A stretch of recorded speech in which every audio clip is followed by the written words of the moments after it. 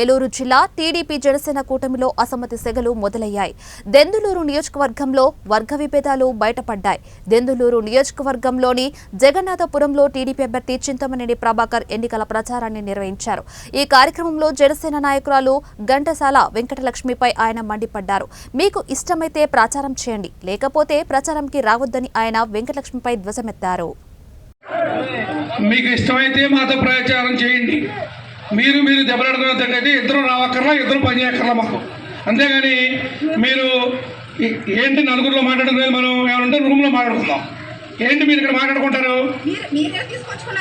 ఎవరినండి తీసుకొచ్చేది? మా చుట్టం ఏంటి? మా పక్క నేను మాట్లాడుతున్నాను. ఇప్పుడు మీ పవన్ కళ్యాణ్ గారి మాట ప్రకారం, చంద్రబాబు గారి మాట ప్రకారం మనం కలిసి పనిచేయాలి. మీరు కానీ, నేను కానీ, వాళ్ళు కానీ.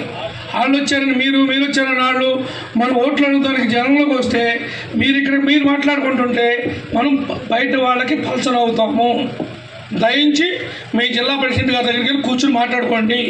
ఏదైనా విషయం ఉంటే మీకు మాకు మీరే పిలుచుకొచ్చారంటే నేను రాజకీయ పార్టీ పోటీ చేస్తున్నాను.